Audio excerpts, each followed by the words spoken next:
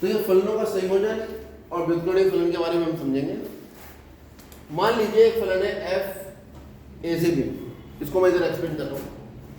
मान लीजिए ये a है और ये b, कुछ होंगी संख्या इसमें 12 जो भी संख्या होंगी उनको हम x कहेंगे, और a से b में एक फलन है f, ठीक। और अगर हम फलन f को, f का मतलब fx ही हो गया, जहां f लिखा है तो फलन तो बिना चर के हो नहीं सकता, तो इस a के मान जब हम फलन में डालते हैं तो वो निकल के आते हैं fx। क्लियर हो गया? कुछ किताबों में a भी नीचे भी लिखा होता है और इस तरह से लिखा है, ये फलन है, ठीक। ये वाली बात इसने की कि फलन f है कहां से, a से b में। f अगर फलन में f के आगे x नहीं लिखा है तो वो अंडरस्टूड है। उसके अलावा एक दूसरा फलन है g, वो कहां से कहां है, कौन सी साइड से कौन सी साइड में, b साइड से c साइड, यानी b डोमेन है और c को डोमेन यानी रेंज है, दोनों अलग अलग चीजें होती हैं। ये c आ गया, ये b से c में कौन सा फंक्शन जा रहा है, g। अब g जो मान लेगा उसकी डोमेन b है, तो g के जो मान होंगे वो किस तरह के होंगे, fx की तरह के होंगे। यहाँ जो मान आएगा, अच्छा fx को हम y कहते हैं, आप जानते हो क्या कहते हैं fx को, ये तो कहते हैं। तो यहाँ पर जो मान आएगा वहां ये जो मान लेगा वो यहाँ से लेगा, यानी y टाइप के, ठीक। तो f एक फंक्शन है a से b और g एक फंक्शन है b से c, और दो फलन है, चित्रात्मक निरूपण ही होगा। जब f और g का संयोजन क्या होता है, f और g का संयोजन, यानी अब हम एक ऐसे फलन की कल्पना कर रहे हैं जो सीधा a से c में जा रहा है। अब ऐसे फलन की कल्पना हो रही है जो ये तो जा रहा था f a से b में, और g फलन जो था वो b से c में। अब हम जिस फलन की कल्पना कर रहे हैं वो सीधे एंट्री कहां से लेगा, a से, और वैल्यू कहां निकाल के देगा, इसे कहते हैं दो फलनों का संयोजन, ठीक है। तो f तथा g का संयोजन जो होगा उसे हम लिखेंगे g ऑफ y का, हम इसे कहेंगे g ऑफ y का मतलब तो fx होता है, ठीक है। और इसको लिखने का तरीका होता है GOF, g ऑफ fx, यानी x की जगह fx लिखोगे तो उसको हम कहते हैं गॉफ। g ऑफ fx यही है f और g का संयोजन, जहां पे जो g फंक्शन है वो fx को डोमेन की तरह लेगा, और जो f फंक्शन है वो x को डोमेन, fx उसकी रेंज लेगी, ठीक है। और g, बात समझ आ गई। इसको कुछ किताबों में x नहीं भी लिखते हैं, जैसे f कहीं f लिख देते हैं और fx लिखते हैं, ऐसे ही कुछ किताबों में गॉफ लिखा होगा या गॉफ ऑफ fx लिखा होगा, दोनों का मतलब एक है, ठीक है। किस तरह से लिखते हैं इसको, गॉफ ऑफ x लिख देते हैं, कुछ में ऐसे लिख देते हैं गॉफ x,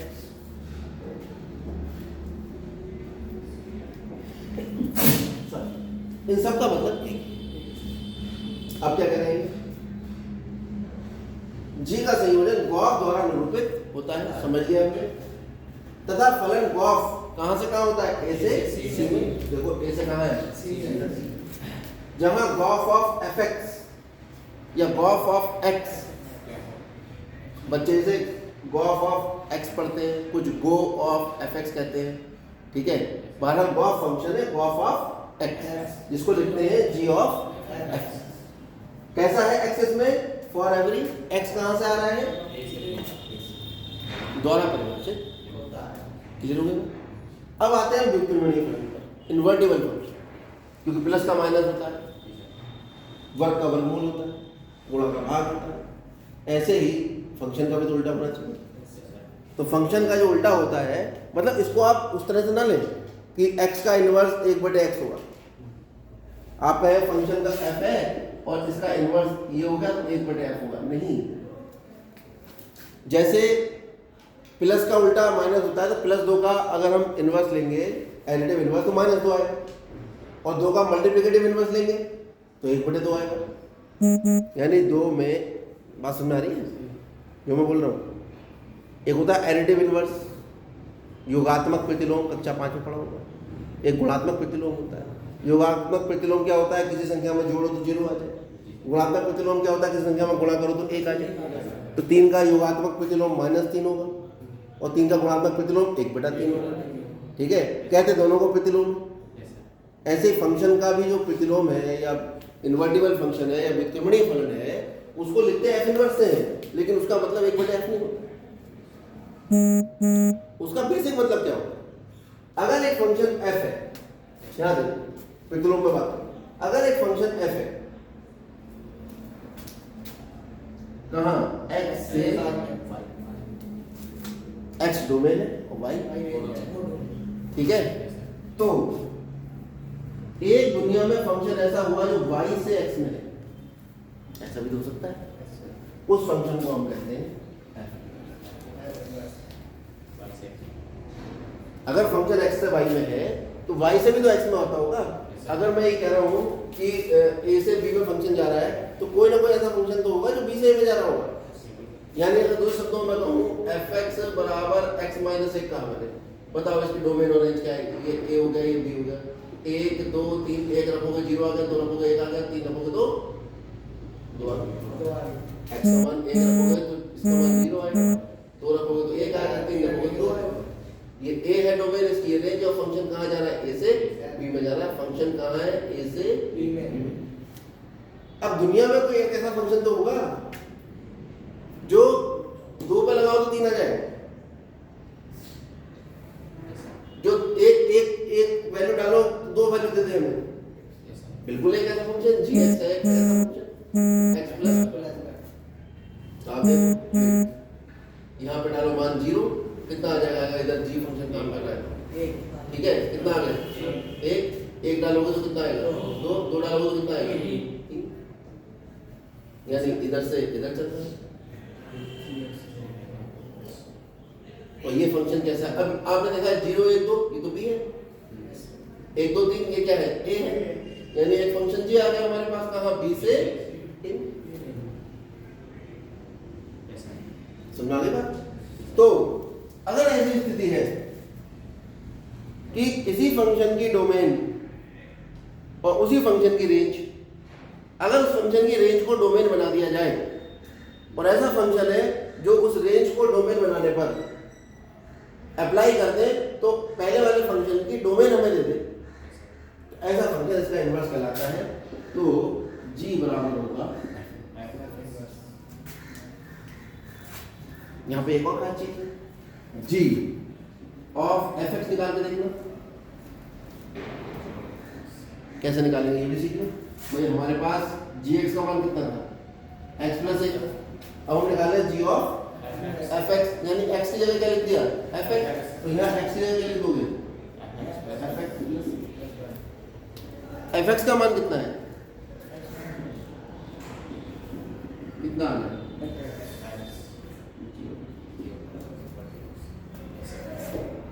आया नहीं।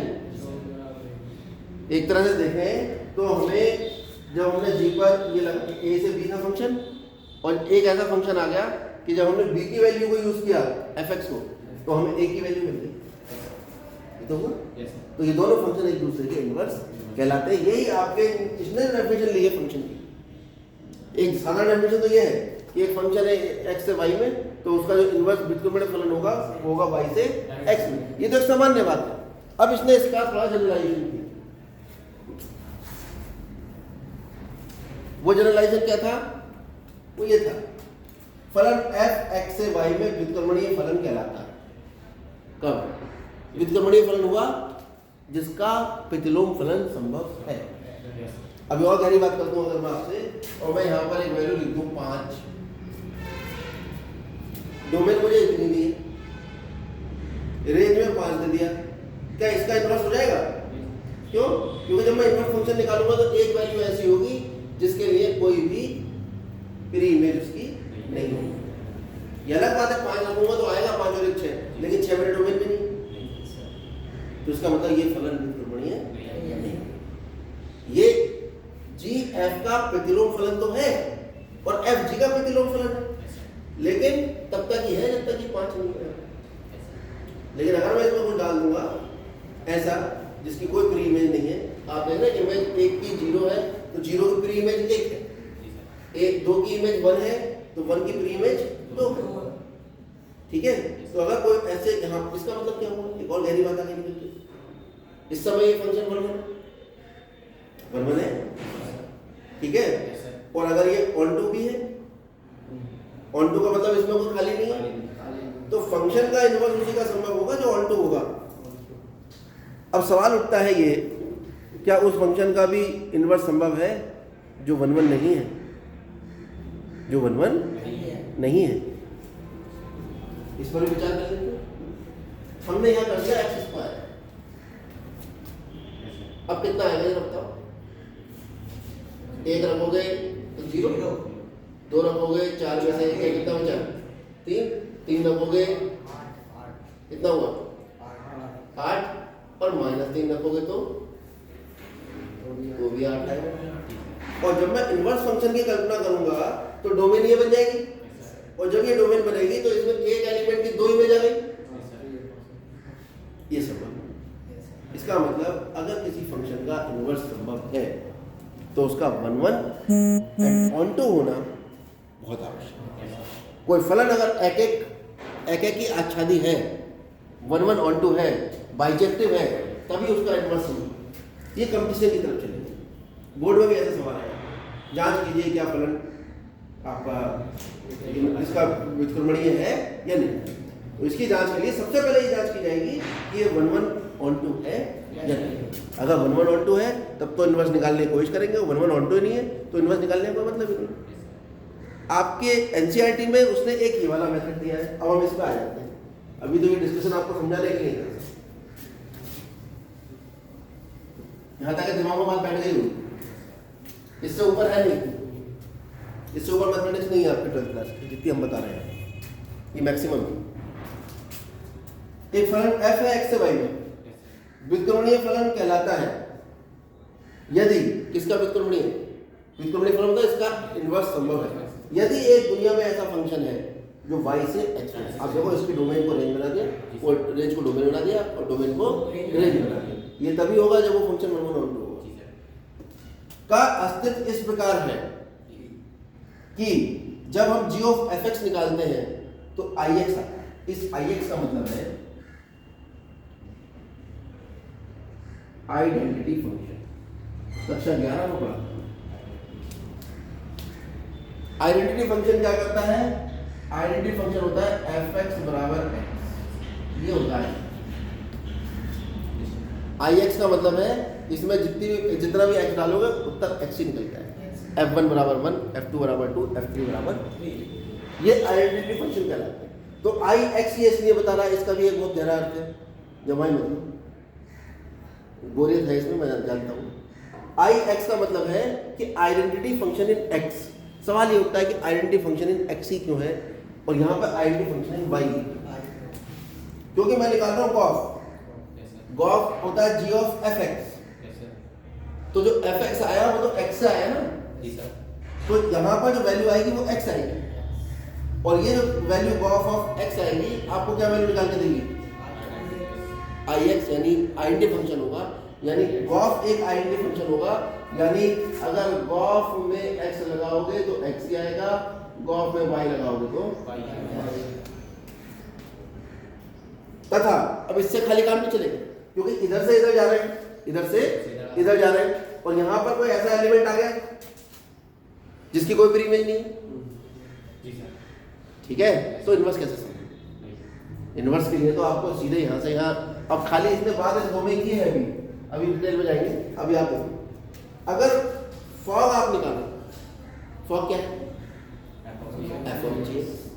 अब f ऑफ gx तो है ही नहीं, g तो वैल्यू fx की ले रहे हैं, fx की वैल्यू क्या कहते हैं हम, y, तो g तो y की वैल्यू ले रहे हैं। इसका मतलब फॉग यानी g of f of gy क्या आना चाहिए, y आना चाहिए। यानी फॉग भी इधर से इधर भी आइडेंटिटी फंक्शन है, और इधर से इधर भी आइडेंटिटी फंक्शन है। उसी केस में फलन g को f का प्रतिलोम फलन कहते हैं, और इसे f इनवर्स के द्वारा प्रदर्शित करते हैं। इस f इनवर्स का मतलब 1/f नहीं होता है। इसका अर्थ केवल इतना होता है कि गॉफ भी आइडेंटिटी फंक्शन है, फॉग भी आइडेंटिटी फंक्शन है। तो दोनों एक दूसरे के इन्वर्स हो जाएंगे। और इन्वर्स में रोज निकालना सिखा रहा हूँ आपको। जब मैं आपको ऑन टू फंक्शन निकालना बताता हूँ तो मैं ये कहता हूँ एफ एक्स को वाई मान लो, वाई का मान एक्स के पदों में है, तिकड़म बढ़ा के एक्स का मान किसके पदों में निकाल दो, वाई के पदों में निकाल दो। वो एक्स से तो प्रतिलोम फलन है। अगर मैं एफ एक्स को वाई मान रहा हूं और मैं जब एक्स का मान निकालता हूं वाई के पदों में तो वो कोई नया फंक्शन होता है जी वाई। ठीक है, बात समझा रही? एफ एक्स को वाई मान लिया और जब मैंने एक्स का मान वाई के पदों में निकाला उस पूरे फंक्शन को जी वाई मान लो और फिर जितने भी क्वेश्चन आपने किए हैं उसमें गॉफ ऑफ वाई और फॉग ऑफ एक्स निकाल के देखना, ये एक्स आएगा और ये वाई आएगा। करके देख लेना सारे सवाल। एनसीईआरटी ने इसलिए सवाल इसमें दिए नहीं है। ठीक है, उसने कहा जब 1 2 निकलवा दिया आपको, ये सब बता दिया तो सवाल में क्या जरूरत है, वो तो निकाल का है ऑलरेडी। खाली इतनी बातें तो सीखनी है कि एफ ऑफ जी वाई, इसका कहने का मतलब ये हो गया कि एफ ऑफ एक्स अगर वाई होता है तो वाई को जो जी एक्स है उसको एफ इनवर्स है। ये उल्टा है। एफ ऑफ एक्स अगर वाई होता है तो एक्स बराबर होता है एफ इनवर्स। और पूरी जिंदगी मतलब मोस्टली बच्चे ये याद रखते हैं कि ये एफ इधर जाके एफ इनवर्स हो जाए ना। वो जो फंक्शन जी वाई आता है वो जी वाई का नाम एफ इनवर्स रखते हैं, क्योंकि उसने कह दिया है कि प्रतीक उसका हम क्या लेंगे, ऐसे फंक्शन का जिस अब इस यानी जीएक्स को क्या कहा है इसने, एफ इनवर्स। इसका मतलब तो ये हुआ मोटी मोटी बात कि f O F inverse fog और g o F inverse of f. भाई ये था क्या, फॉग तो था और ये क्या था, गॉफ। और किताब कह रही है हमसे ऐसी स्थिति आ जाए कि दोनों अगर आइडेंटिटी फंक्शन बन जाए तो इससे को जी को हम एफ इनवर्स कहा करेंगे। तो कुल मिला के F O F inverse of X, F O नहीं वाई, और एफ ओ एफ एक्स अगर ये वाई आ रहा है और ये एक्स आ रहा है तो ये दोनों एक दूसरे के इनवर्स है। बात समझ आ गई? अब देखो सवाल बहुत आसान है, बहुत अच्छा। ये दिमाग में बैठ गई इतनी बात, उतारो भाई, उतारा नहीं क्या देते हैं। चलो अब सवाल कराते हैं, उतारवा देते हैं, सवाल ले जाएंगे। वैसे तो मैंने सवाल कराई दिए तुम, अब तुम्हें करना क्या है, एक्स का मान निकाला है उसको लिख देना एफ इनवर्स भाई, फिर खत्म।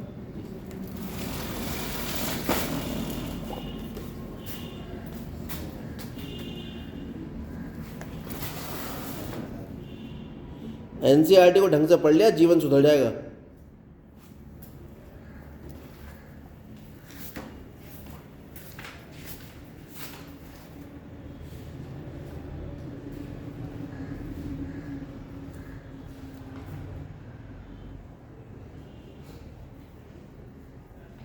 देखिए इसका एक एग्जांपल देखते हैं।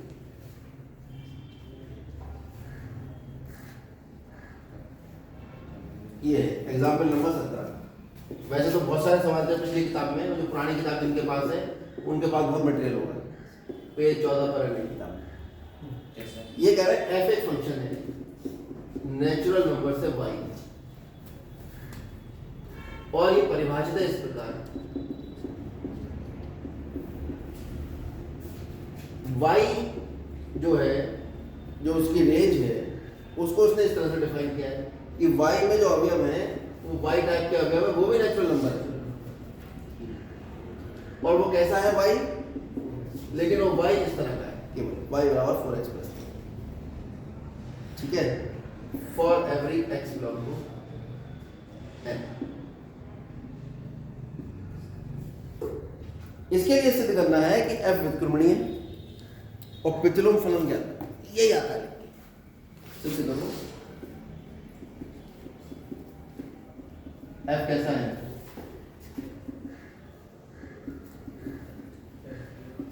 व्युत्क्रमणीय है तथा f का प्रतिलोम क्या है। ये आपके पास इस तरह से ये दो बातें लिख के आए। ये सब वही है जो हमने ऑन टू फंक्शन पे देखो प्रक्रिया कहाँ शुरू होगी। एफ एक्स बराबर कितना है, एफ एक्स है क्या, वो फंक्शन है जिसका प्रतिलोम फलन हमें ज्ञात है। क्या विधि है उसकी, हम एफ एक्स को वाई मान लिया करेंगे, एफ एक्स को वाई, क्योंकि एफ एक्स बराबर वाई है तो हमने यहाँ लिख दिया वाई बराबर। अब एक्स का मान वाई के बदले में निकालना,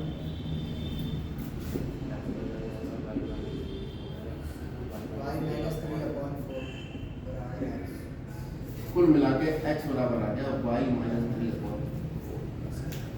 इसे कोई फंक्शन मान, x को कोई फंक्शन मान, gx मान ले, gx तो नहीं मानेंगे, gy मानेंगे।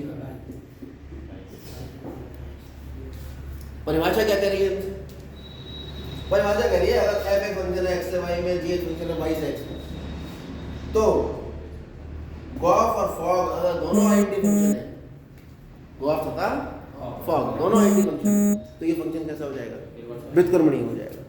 और इसका जो f का जो प्रतिलोम फलन होगा वो g क्या होगा, f इनवर्स होगा। f का प्रतिलोम फलन g होगा और g को क्या कहेंगे, f इनवर्स। चलिए शुरू करें, पहले निकालते हैं हम गॉफ, ये तो x आता है। इस गॉफ का मतलब होता है g ऑफ f, ये तो होता है। अब कुछ बच्चे कहेंगे भाई आपने कभी x ले रहा हो कभी y ले रहा हो, जो f है वो तो x ले रहा है, इसलिए इस पे x ले रहा है, ठीक। तो इसको लिखते हैं g of f x। Function है हमारा ये y माइनस 3/4।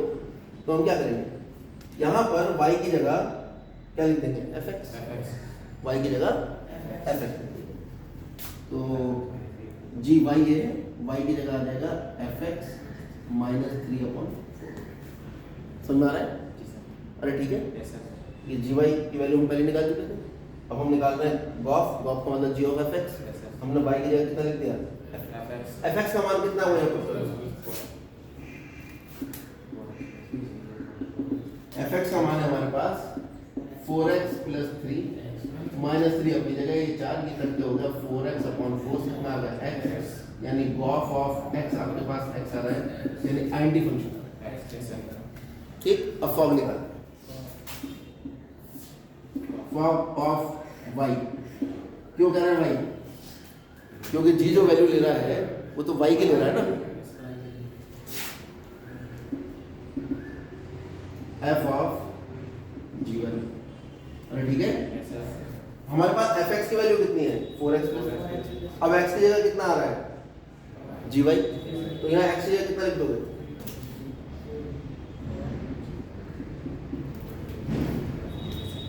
कुछ करना नहीं, यहाँ पे बिल्ली लिखी होती है, f ऑफ बिल्ली 4 × बिल्ली, f ऑफ हाथी 4 × हाथी + 3। हमें क्या करना है, यहाँ पे क्या आ रहा है f ऑफ gy, तो हमने x की जगह gy लिख दिया, उसमें क्या कौन सा रॉकेट साइंस है। अब gy का मान लगा, कितना है gy का मान,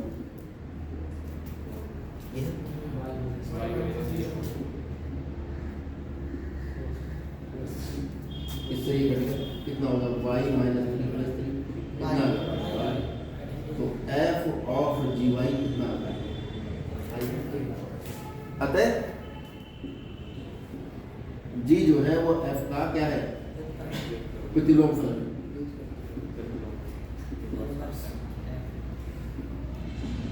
पहले ये बात लिख दो कि अतः f व्युत्क्रमणीय है, f कैसा है, तथा g f का प्रतिलोम फलन। इसका मतलब जो g है वही f इनवर्स है, g है वही f इनवर्स, तो परिभाषा क्या है, इसका मतलब g y का मतलब हुआ f इनवर्स y, और यही वैल्यू कितनी निकल के आ रही है, y माइनस 3, ठीक है। और f इनवर्स y को मैं f इनवर्स x भी तो कर सकता हूँ, अरे मैं तो z भी कर सकता हूँ, कुछ भी कर सकता हूँ x की जगह। हमें तो एक नोटिफिकेशन के लिए हमने y लिख लिया था कि भाई जो वैल्यू आ रही है वो y में आ रही है, a से b में फंक्शन, क्लियर है बात। अब कभी कभी कहता है find f inverse 3, find F inverse 4, तो ये x की जगह 3 4 5 2 4 लगा दो, ये आपका इनवर्स फंक्शन आ गया, ये आपने सिद्ध कर दिया। अब इसका एक और तरीका क्या है सिद्ध करने का, एक और तरीका क्या है, ये व्युत्क्रमणीय है, इसे 1 1 ऑन टू प्रूव कर दो। 1 1 कैसे प्रूव हुआ, एफ ए बराबर एफ बी लेके चलो, ए बराबर भी आ ही जाएगा, फिर एफ एक्स को वाई मानोगे, फिर आप कहोगे for every value of y there exist value of x in A, इसका मतलब ये ऑन टू हो गया, और वो जो एक्स का मान आया था वही आपका इनवर्स। ठीक है, पिछली किताबों में, पुरानी किताबों में हो सकता है ये दिया, और कुछ लोग उसको यूज़ भी करते हैं कि फंक्शन को इस तरह से, जिनको परेशानी लगती है वो फंक्शन को 1 1 ऑन टू प्रूव कर देते हैं, और जैसे 1 1 ऑन टू किया प्रूव उन्होंने, उनका केस क्लोज हो गया। ठीक, नोट